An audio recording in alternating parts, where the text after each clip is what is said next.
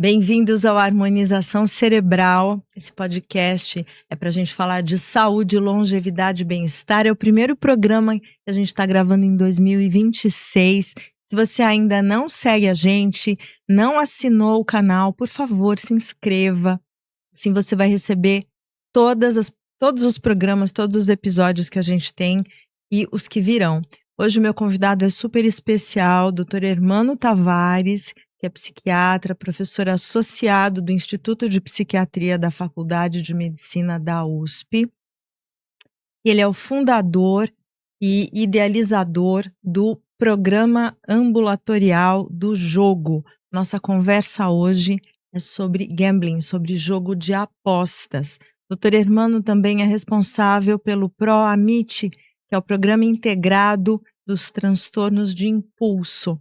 Eu não me apresentei, eu sou a doutora Márcia Monteiro e a gente criou a Harmonização Cerebral para expandir, para informar com pessoas que estão super integradas e imersas nos temas que a gente vai conversar. Muito obrigada, doutor Hermano, é um prazer tê-lo aqui hoje. Obrigado pelo convite, Márcia. Eu que agradeço o seu aceite. Então, doutor Hermano, a minha ideia, quando o chamei, é falar um pouquinho sobre essa questão do jogo, das bets, que a gente vê todo tempo na televisão, na internet, isso tem sido muito divulgado, existe uma lei de 2018 regulamentando essa prática, e me parece que hoje há até um problema de saúde pública, né? A gente tem visto um aumento muito grande de pessoas viciadas nesse tipo de aposta, né? Como é que o senhor me coloca aqui para a gente essa questão? Como a gente pode explicar para as pessoas o que está acontecendo, como era no passado e como é hoje? Isso é uma questão que envolve formadores de hábito, ou se você preferir, formação de hábito, né? Então, como é que um hábito se forma? Então, tem estímulos específicos que são muito potentes para desenvolvimento de hábito.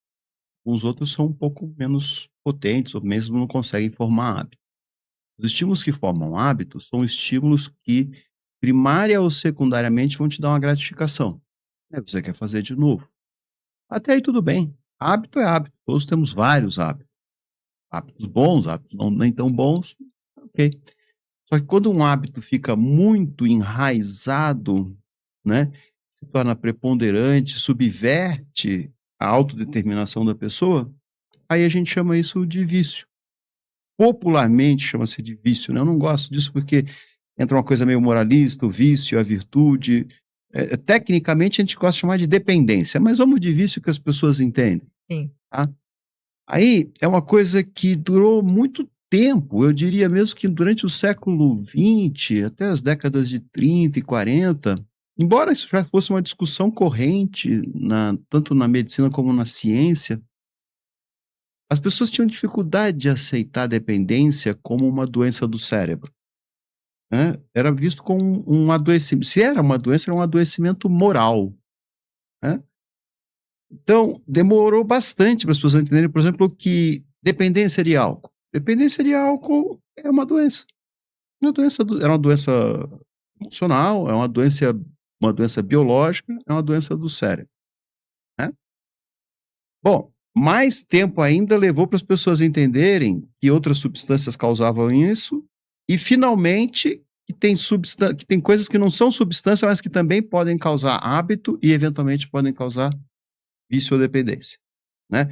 E o exemplo mais clássico é o do jogo de aposta, ou popularmente conhecido como jogo de azar, né? O ingrediente ativo é justamente a aposta. A aposta ela pode causar dependência. Por quê? Porque, embora seja um mecanismo psicológico, ela causa uma modificação muito potente do emocional. Ela impacta o cérebro. Né? Ela vai lá e ativa o cérebro nas mesmas regiões que álcool, maconha, nicotina, cocaína, todas essas coisas que a gente entende como formadores de hábito, impactam o cérebro na mesma região, no sistema de recompensa cerebral. Então, a primeira coisa que vai acontecer, se você apostar com certa frequência, é que você vai desenvolver o hábito da aposta. Aí dessas pessoas, aquelas que tiverem contato com formas de aposta particularmente potentes, De um lado tem a potência do estímulo, do outro lado tem a vulnerabilidade do indivíduo. Se fizer um casamento aí, né, infeliz, de uma coisa potente com uma pessoa vulnerável, desenvolve-se É o match. exato. Aí você vai desenvolver a dependência de apostas, também conhecida como transtorno do jogo. Coisa grave, coisa bem grave e preocupante. Doutor Nano, existe uma predisposição genética para isso? Quem são as pessoas mais vulneráveis? Vamos supor, o pai era um jogador compulsivo. Será que esse filho tem maior chance, maior risco? Com certeza. Na psiquiatria e nos transtornos comportamentais, a gente costuma dizer que vale a regra geral do 50-50. 50% é genética, 50% é ambiente. Mas isso é um número genérico, né? Aí tem condições que têm uma participação genética mais importante, tem aqueles que a participação ambiental é mais importante. Isso às vezes é até um pouco contraintuitivo. Por exemplo, você pega esquizofrenia, que tudo, isso é genético, né? A participação ambiental é muito maior. No Olha, caso da esquizofrenia, por ambiente eu digo não só fatores psicossociais, eu digo coisas como infecções virais, abuso precoce de maconha, né. A condição que tem a maior participação genética conhecida é o transtorno afetivo bipolar. Então o risco aumenta muito se você tem um pai ou uma mãe bipolar, ou se você tem ainda mais maior ainda o risco, se você tem um irmão gêmeo, aí, poxa, o irmão gêmeo, assim, a chance de repetição passa de 70%. Essa é a mais alta. A do jogo é 60-40, que também é alta se você considerar. Então, a participação genética é relevante. Agora, isso é muito importante, né, porque quando puxa, eu me sinto bem velho quando eu falo essas coisas.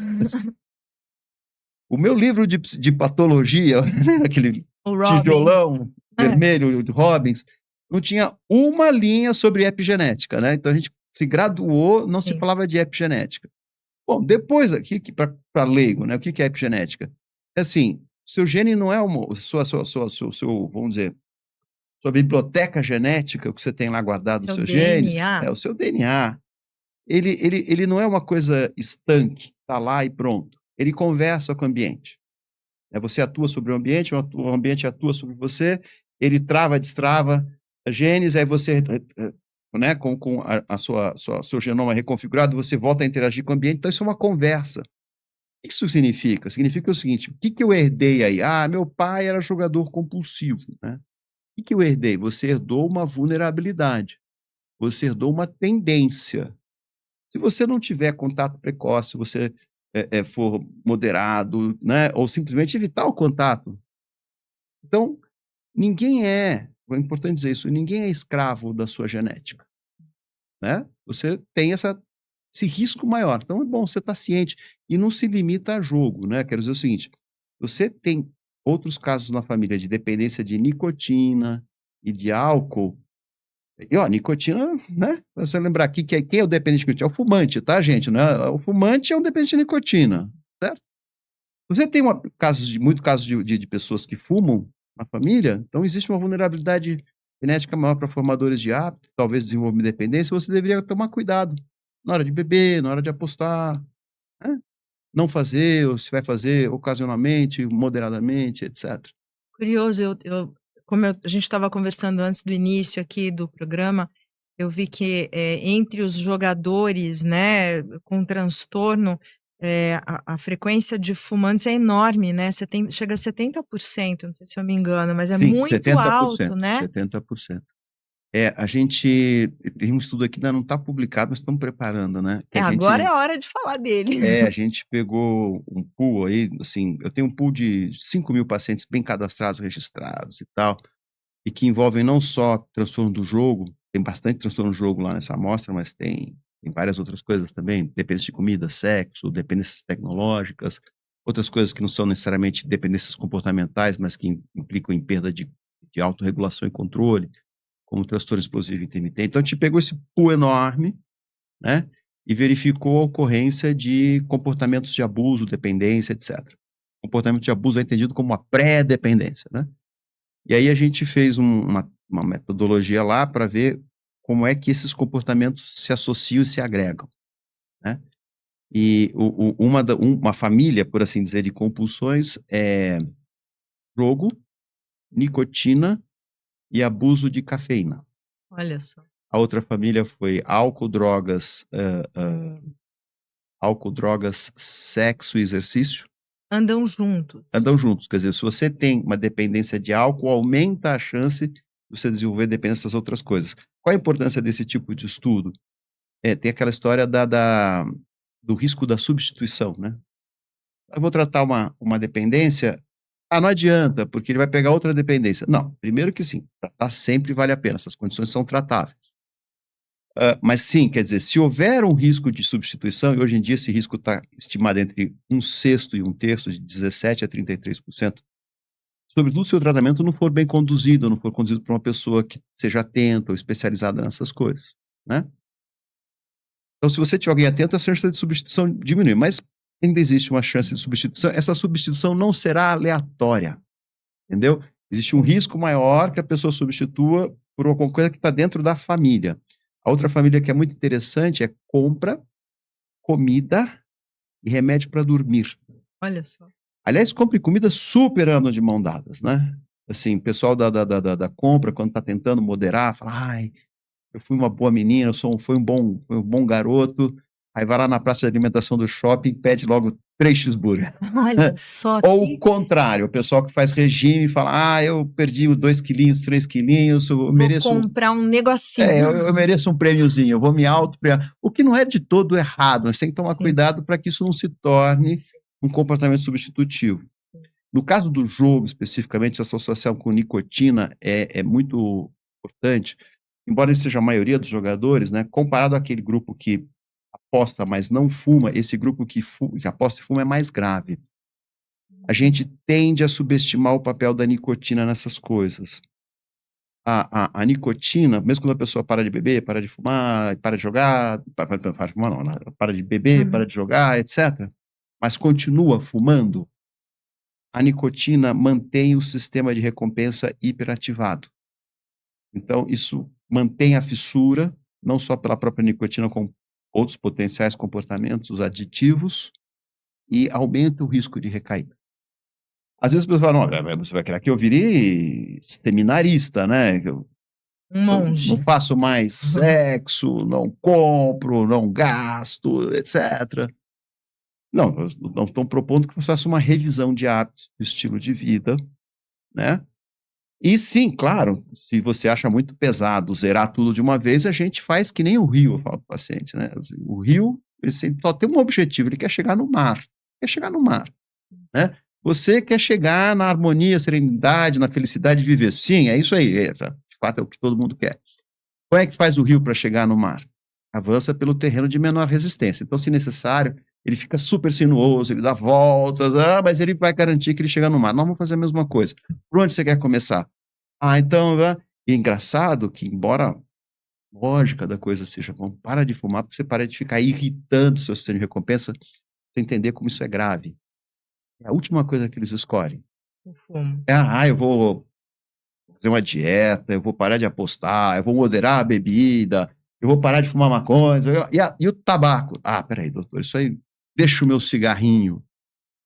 Acho que tem a ver com a percepção de risco diminuída, excessivamente diminuída em relação à nicotina, mas também tem a ver com o potencial adictivo químico da nicotina, que é dos maiores. E por que a gente subestima isso? A gente subestima isso porque das dependências é a que menos dessocializa.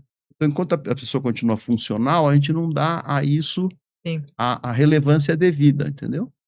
Mas, inclusive, se você parar para pensar, a nicotina, muito fala de porta de entrada, porque a maconha é a porta de entrada, logo não. A grande porta de entrada de praticamente todas as dependências químicas ou comportamentais é a nicotina. E o vape? A gente conversou aqui com o Dr. Carlos Carvalho sobre vape, e ele falou que o tabagismo estava sendo reduzido, né, ao longo de 20, 30 anos, e que nos últimos 5 anos voltou a subir, especialmente nas mulheres. E a gente falou sobre vape, e agora me veio, diante disso que você está comentando, né, que o fumo, né, o hábito de fumar, o exagero associado ao jogo, os jovens jogando muito por conta de ter o acesso na internet, o vape. Eu fico só imaginando a tempestade perfeita se formando, né? Porque o hábito também do cigarro eletrônico está em ascensão, quer dizer, Eu sei que a gente está aqui para falar de jogo, mas essa é uma história muito interessante que merece ser resgatada, né? com certeza. Somos, de novo, vou continuar me sentindo velho hoje. Somos velhos, irmã, não é assim, vamos assumir. Somos de uma época, né, que as pessoas fumavam no elevador, fumavam no cinema, fumavam no ônibus, no avião, acendia a luzinha. Agora você pode fumar, eu queria morrer. Assim, quem acha razoável fumar num ambiente fechado? Eu nunca fui fumante, achava Sim, aquilo... horroroso. Não tem um adjetivo melhor, achava nojento, chegava defumado, né? Mas eu lembro perfeitamente no hospital, fazendo o meu trabalho como residente durante uma supervisão, os colegas fumavam, o supervisor fumava, eu era o único que não fumava. Oh. Né? Até que um dia eu me rebelei, mas chega, vocês forem acender o cigarro, agora vocês me avisam que eu volto mais tarde. Desculpa te interromper, mas me lembrei, no 5º ano, a gente estava numa sala, éramos em, sei lá, 6, 7 alunos, o professor começou a fumar, uma colega minha querida, eu não vou aqui falar o nome, mas enfim, por favor, pode apagar o cigarro? Nenhum de nós fuma. Boa. Eu lamento, mas a gente preferiria que o senhor não fumasse. E ele não acendeu. Eu falei, gente, que maravilhosa, né? Final dos tempos, a coisa estava melhorando. E a coisa só foi melhorando até que... Isso é uma história terrível. Um grande pesquisador que, por exemplo, ele fez trabalhos pioneiros para mostrar que a nicotina tinha potencial adictivo. Porque isso se discutia, se tinha, se não tinha, tal. Mas ele foi lá, foi a partir dos trabalhos dele, que começaram nos anos 70 e que ganharam corpo nos anos 90, ficou bem estabelecido. Isso aqui é muito adictivo, isso não é pouco adictivo. É que, de novo, isso causa dependência, tem que causar um raio, um barato, e não dessocializa. Então as pessoas costumam subestimar o papel da nicotina nessas coisas. Tá. O nome desse pesquisador era Fagerstrom. No final dos anos 90, ele chocou o mundo, porque ele disse que estava fazendo uma parceria com a indústria do tabaco, a mesma indústria cujos trabalhos ele ajudou a combater, o desenvolvimento do cigarro eletrônico. Aí, com a discussão danada, ele falou assim, não, mas isso aqui é bom. A nicotina em si, ela causa hábito e dependência, mas ela não dessocializa, ela não... Então, assim, até uma especulação que a nicotina poderia ajudar a prevenir o declínio cognitivo, etc., que nunca foi comprovado, também nunca foi desprovado, mas enfim. O problema é que o efeito colateral é muito ruim, então... muito. Mas o problema é a via de administração. Então, nós vamos criar o cigarro a vapor. Ai. E aí ele se juntou. Mas o que aconteceu? A comunidade científica reagiu de uma forma muito negativa, ele foi excluído, mas sim, foram os trabalhos pioneiros dele que abriram os olhos da sociedade para o problema da nicotina e, ao mesmo tempo, foi o trabalho pioneiro dele que acabou criando a base para o cigarro a vapor, tal do vape. E aí, o que aconteceu? Até aí, não, olha, as pessoas vão parar de fumar o cigarro a combustão, né, o cigarro padrão, fumar o cigarro a vapor, e a gente terá prevenido males terríveis sem ter que entrar na disputa de tratar a dependência, que é tão difícil, tá. Poxa vida, aí que tá o problema, né, quer dizer, comercialização, capitalização sem ética da tecnologia não vai ser a favor do indivíduo, vai ser a favor do acúmulo do capital para quem detém, né, a patente, o poder de exploração da tecnologia. Então, ao invés do cigarro eletrônico ser um instrumento terapêutico para redução de danos ou tratamento da dependência de nicotina, ele hoje é mais perigoso, porque ele entrega ainda volumes maiores do que o cigarro padrão, né? Sim. Sim, ele poderia ser, de alguma forma, desenvolvido, de uma certa maneira, para tentar reduzir danos ou até não danificar tanto, mas não é o que a gente está vendo. E por que eu estou trazendo isso? Porque isso também aconteceu na área do jogo. Começa assim, por exemplo, as pessoas entenderem isso. O caça-níquel, falando aqui do caça-níquel mecânico, sabe aquele que se baixava a alavanca? Caça-níquel mecânico, ele é o produto de muito estudo, né? Começou com o behaviorismo clínico, B.F. Skinner. Estava estudando como é que ele fazia para promover comportamentos. Qualquer comportamento. Pega um ratinho lá, eu quero que o ratinho aperte uma alavanca. Então é simples. Eu vou, cada vez que ele apertar uma alavanca, eu entrego uma quantidadezinha pequenina de ração. Aí ele fica animadinho e fala, pô, então é isso, né? Eu aperto, eu ganho, aperto, eu ganho. Chamou isso de reforço positivo e condicionamento operante. Legal. Aí o próximo passo do estudo era, eu quero ganhar mais, eu quero que o rato se esforce mais. Então eu não vou entregar uma apertada, uma porção. Ele vai ter que apertar algumas vezes para ganhar uma porção. Aí olha só que legal, agora ele aprendeu que ele tem que apertar 4. Aí ele ganha uma porção. Aí 5, aí 6, aí 7. Ele faz esses pareamentos, uma proporção variada, né? E dependendo do rato, dependendo da espécie, tem uma hora que o rato desiste. Fala assim, peraí, apertar 15 vezes esse negócio, não dá. Então ele parava ali, entre 11 e 12, parece que esse cara não tá mais afim de trabalhar. Entendeu? Interessante. Então ele ficou estudando isso. Aí, de repente, eu não sei, eu preciso estudar mais isso aí, mas eu não sei se foi acidental, mas ele fez o seguinte, vamos dizer que a cada 10 apertadas, ele vai entregar 1. Então, em 30 apertadas, ele vai ganhar 3 porções.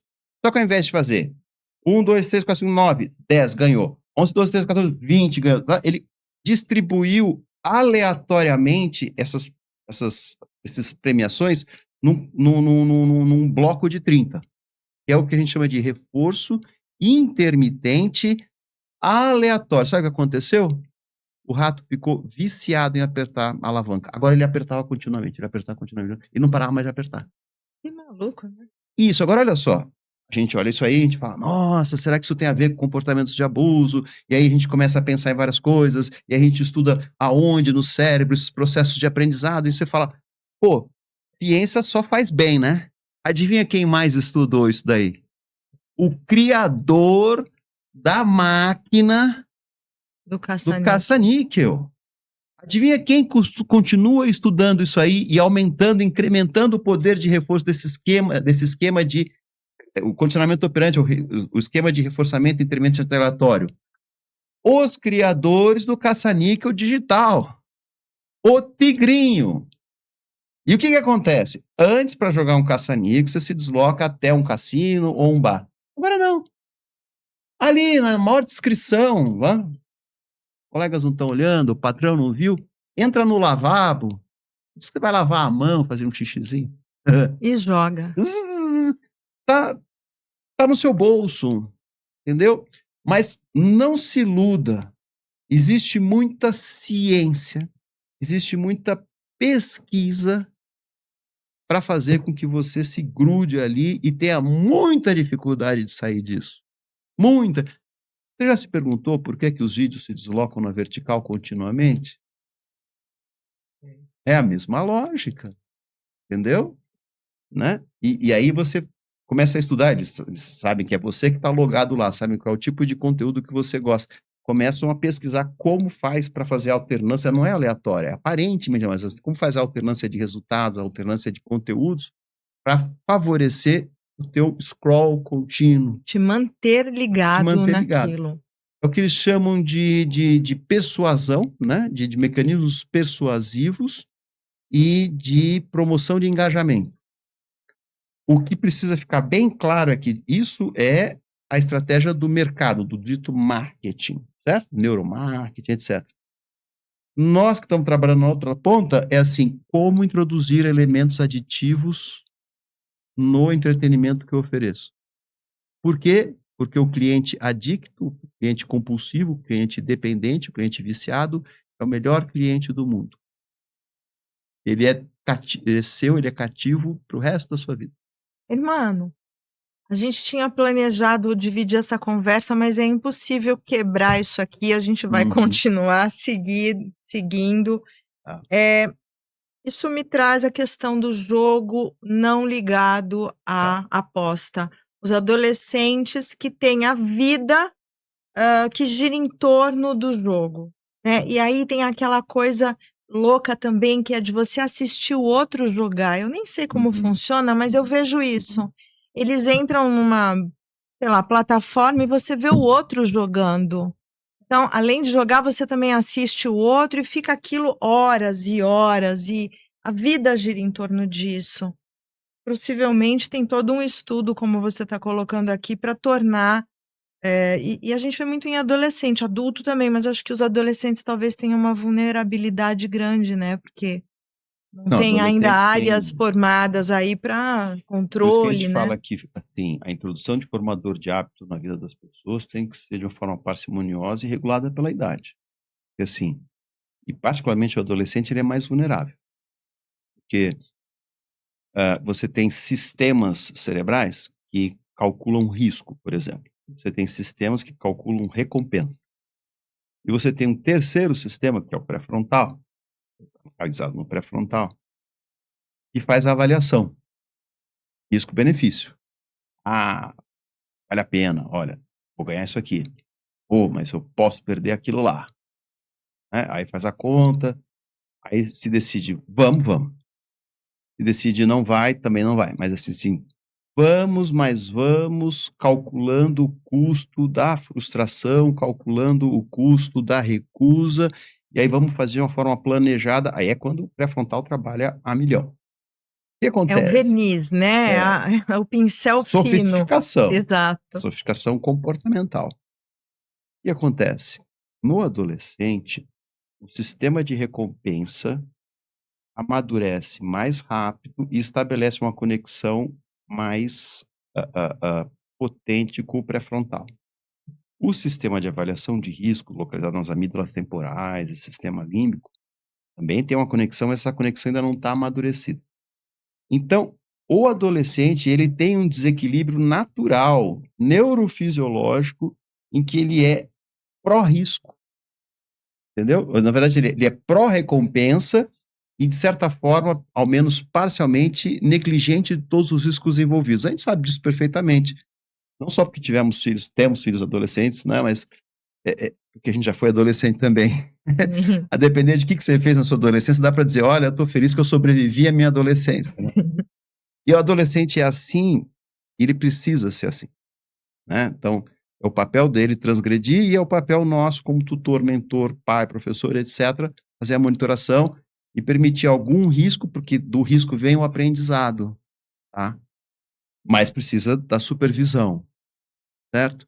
E do contrário, ele fica a vida inteira lá preso no círculo da proteção familiar e não ganha o mundo. Então, até aí tudo bem, mas é exatamente isso, quer dizer, no mundo altamente tecnologizado, capitalizado, onde os estímulos naturais foram transformados em coisas que já não são mais naturais e que acontecem de maneira super acessível, intensa, frequente, é preciso ter mais cuidado. Nisso do cuidado, eu acho muito, muito importante dar um passo atrás e olhar para essas coisas e pensar assim, o que é jogo de aposta? O que é jogo eletrônico? Então, seja uma coisa ou seja outra, é jogo. O que é jogo? Jogo é uma das variações de uma coisa que a gente chama de comportamento lúdico, né? Então, pessoas brincam, os animais brincam, nós brincamos de montão, né? Mas você sabe que a nossa espécie é particularmente lúdica, né? Talvez ela seja a mais lúdica de todas, mais brinca, porque a maioria dos animais brinca intensamente durante a infância e a adolescência. O cachorro dura uns 3 anos, né? Ele é brincalhão pra caramba, ele é a felicidade da casa, e depois ele fica calminho, Sim. né? A Nós não ser que seja um Jack Russell ele ou um brinca Golden até Retriever. após a morte, né? Isso já é o efeito da domesticação, a gente está selecionando indivíduos cujo brincar persiste, né? Sim. Mas em nós acontece naturalmente, eu quero dizer assim, o brincar no humano, ele se transforma, mas ele nunca desaparece. Então o menino brinca, a criança brinca, o adolescente brinca, o adulto brinca, o velho brinca, todos Sim. brincamos, a gente brinca. Uma forma especial de brincar é brincar com regras, né? Isso é o jogo. Mas para ser uma brincadeira e para ser um jogo, é importante o seguinte: vai ter participantes, vai ter perdedor, vai ter vencedor, Uma brincadeira legal, uma brincadeira bacana, quando você repete, esses papéis são intercambiáveis, então uma vez você perde, outra vez você ganha, é fundamental, porque senão você nem tem vontade de brincar. Se você perde sempre, obviamente você não quer brincar, mas até um jogo que você só ganha é muito chato. Sim. Então, mas o mais importante é, quer você tenha perdido, quer você tenha ganho, não importa. O resultado do jogo não tem uma repercussão material significativa na sua vida, tá bom? Essa isso é jogar. E isso é muito, primeiro, é muito legal.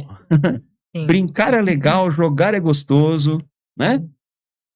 Mas dentro desse enquadramento, que permite o quê? Permite a distensão, a socialização e, nos indivíduos jovens, o desenvolvimento.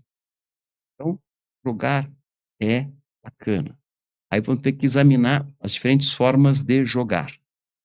Jogo de azar tem muitos paradoxos embutidos, muitas contradições. Como eu disse, um jogo bacana, um jogo que você alterna os papéis e que não te traz repercussão material ou existencial significativa para você.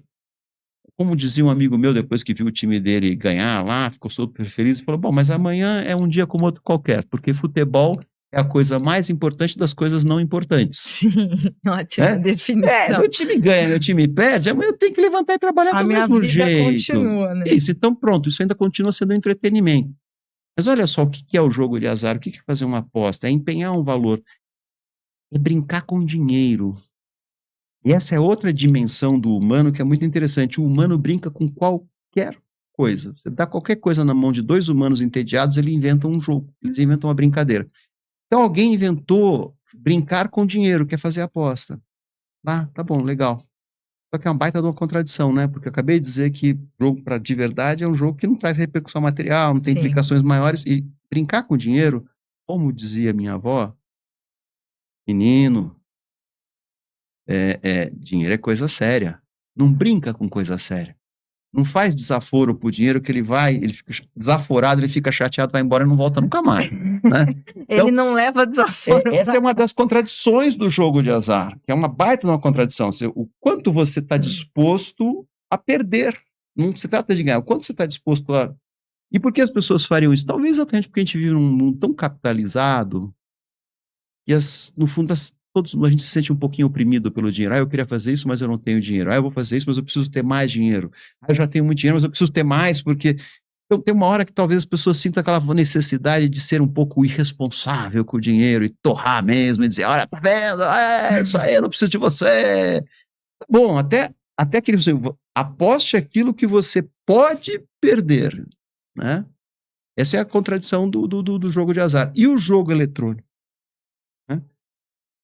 Olha, vamos pensar, a gente teve uma pandemia, as crianças não podiam sair para brincar. Sim, com certeza. Mesmo sem pandemia, o espaço urbano ficou tão complexo, em alguns momentos tão francamente hostil para o indivíduo jovem, que a seclusão nesses espaços, né, seja em casa, na escola, no clube, no shopping e tal, o jogo eletrônico ele pode ser uma porta, uma abertura para... E sim, eles formam comunidades, eles constroem amizades. A questão é se isso vai ser uma ponte para o desenvolvimento social, para a interação interpessoal face a face, ou se isso vai ser substituto / compensação. Quando isso começa a ser substituto / compensação, aí isso corre o risco de virar uma compulsão, né? Então é esse o debate, assim, não se trata de chegar e dizer, olha, pai, mãe, isso aqui causa dependência, isso aqui estimula o cérebro como se fosse cocaína, arranca agora esse console da sala de estar da sua casa, vocês não sabem o perigo que vocês estão... Não é assim, né? Mas, claro, quem desenvolveu uma compulsão vai ter que passar por todo o processo, avaliar se moderação é uma possibilidade, se for uma dependência muito grave, a moderação não é uma possibilidade, e vai ter que encontrar outros mecanismos lúdicos aí para poder substituir aquilo que já não funciona mais para ela, né?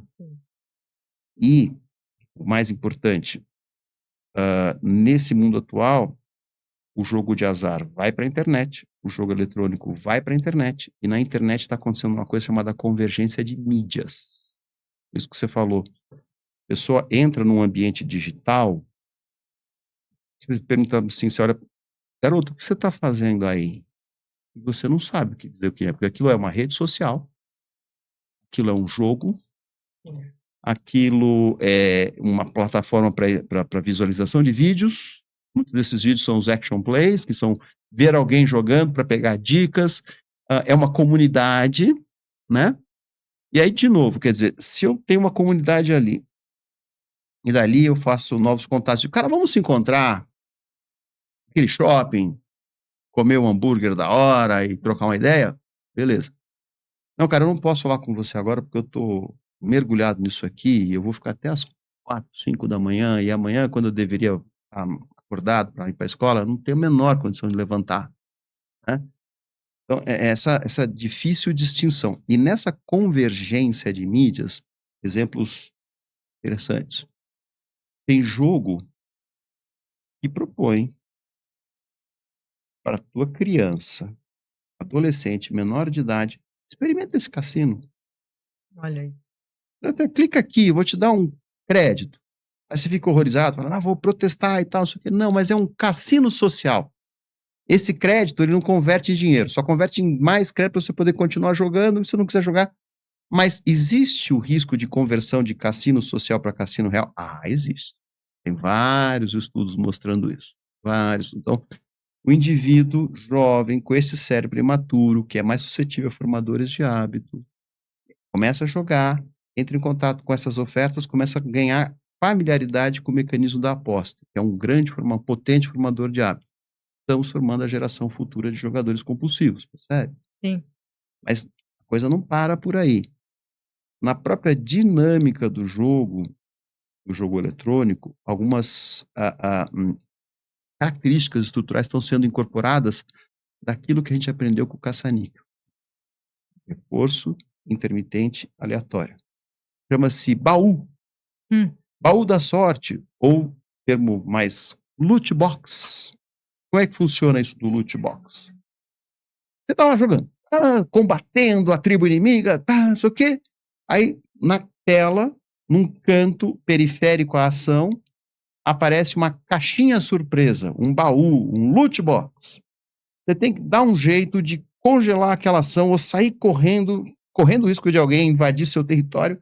Vai lá, abre a caixinha. Quando você abre a caixinha, purpurina na sua cara, só falta assim, otário!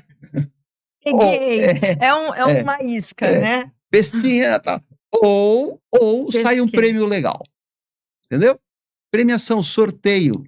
Isso aumenta o engajamento no jogo. Isso está associado a comportamentos mais problemáticos, etc. Porque está introduzindo a lógica da premiação intermitente aleatória.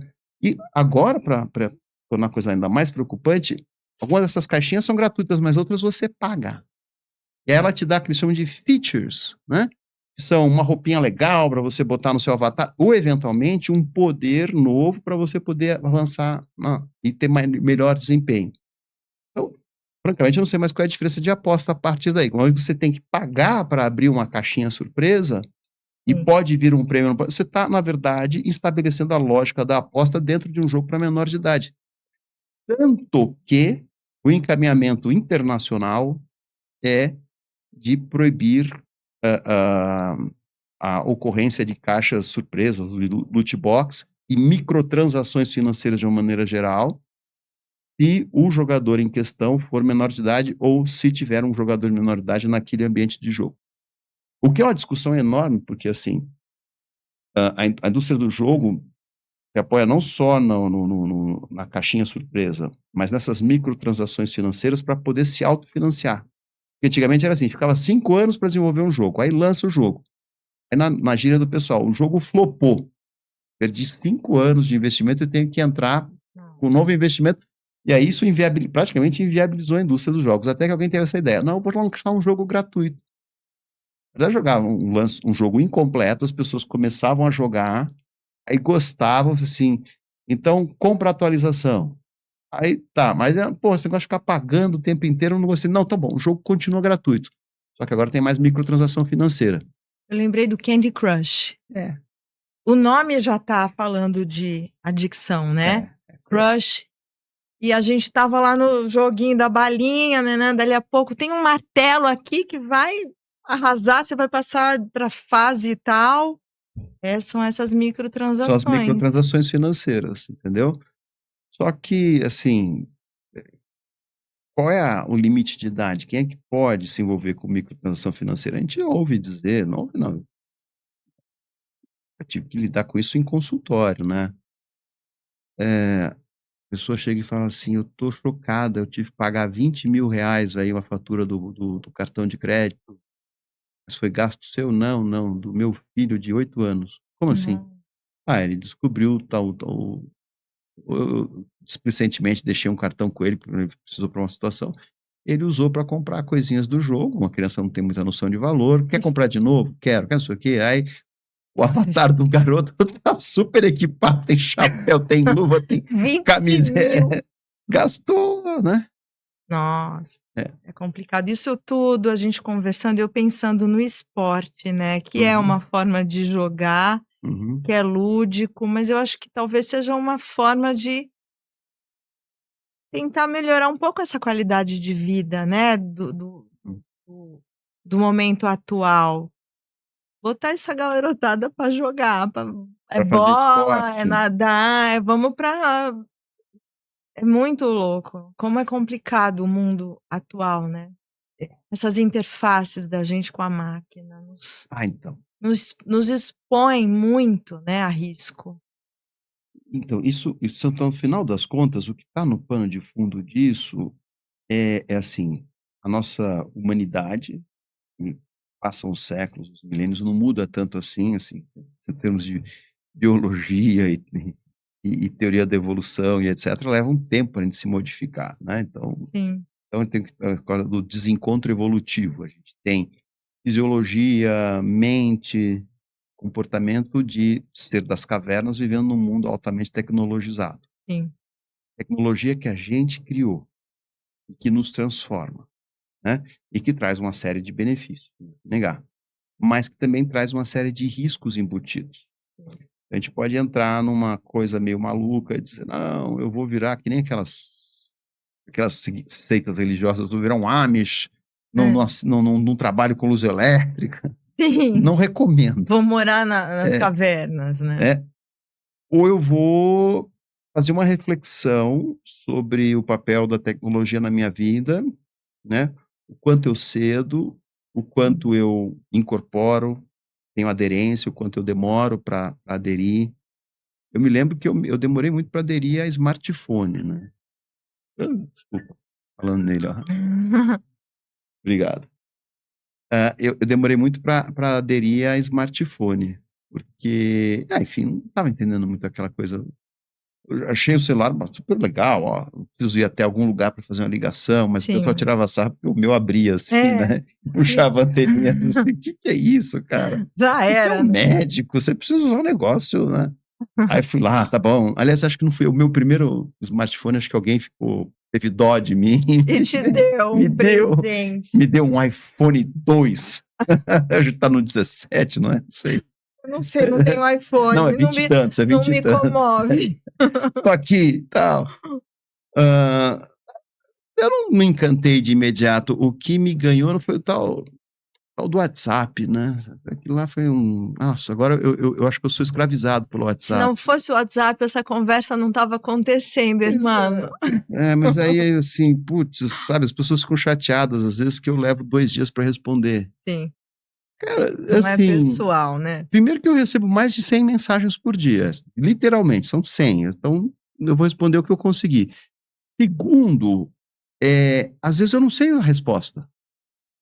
Mas se eu parar para falar, não sei a resposta, estou pensando, aguarde, já perdi o tempo de ver a próxima. Então, sim, li, os 2 pauzinhos lá ficaram azuis. Mas você não respondeu. Cara, espera um pouquinho, né? Mas hoje em dia é um absurdo você levar 48 horas para responder alguma coisa, né? Se você passa de 12 horas, as pessoas acham que isso é descaso. É verdade. Mudou a ética, né? Colegas Mudou de profissão que ficam chateados. Então. Pô, cara, você não me responde, mas bicho, me dá 2 dias, eu não vou deixar de te responder. Mas, então você disse, então, sei, né? Antigamente, você ligava, não está em casa agora, ligava de novo, não, manda um recado, faz um telegrama, Uma né? carta. Então, poxa. Então, até, assim, ó, vamos mais para trás. Pega, por exemplo, São Paulo, caótica do jeito que ela é. São Paulo é uma cidade que já existe há muito tempo, 400 e tantos anos. Ela existe antes do automóvel. Um pouco que ela é caótica é a culpa do automóvel, porque ela já estava aqui, aí o automóvel chegou, a gente teve que reorganizar as ruas. Aí você vai para Brasília. Não, Brasília já foi feita considerando o automóvel. Ela não tem dimensões humanas, né? Em que pese que eu adoro aquela arquitetura maravilhosa, o clima é muito bom, e tem bons amigos lá. Estou falando da minha preferência pessoal. Sim. Eu não moraria em Brasília. Eu fico me sentindo. Eu estou habitando um mundo alienígena aqui. Não tem dimensões humanas aqui. Sim. Então, quando o automóvel ele invadiu o espaço urbano, ele forçou toda a reconfiguração do espaço urbano. Por que as ruas são tão largas? Nós não somos tão grandes. Sim. Entendeu? Então, toda a reconfiguração é a gente tentando. Aí, olha, tem que pôr farol, tem que pôr limitação de velocidade, tem que criar códigos, câmera, tá. E por quê? Porque o preço seria se deslocar em lombo de burro ou cavalo. Ah, não, pelo amor de Deus. O cavalo faz cocô. Ou bike, né? Bicicleta. Né? Pois é, mas as pessoas querem fazer força. Enfim, reconfigurou o espaço e a gente se acomodou e se ajustou a isso. E ainda temos que ajustar mais, porque a gente está poluindo. Tudo bem que não é a principal fonte de carbono, mas é uma coisa que está...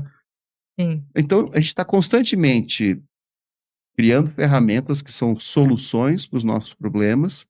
As ferramentas causam novos problemas para serem solucionados para outras ferramentas. Isso transforma a nossa vida, a gente se ajusta e vamos. Não dá para ficar demonizando, dizer, eu não quero mais internet, eu não quero mais assim, eu quero regulamentação. Regulamentação de tudo isso. Desculpa.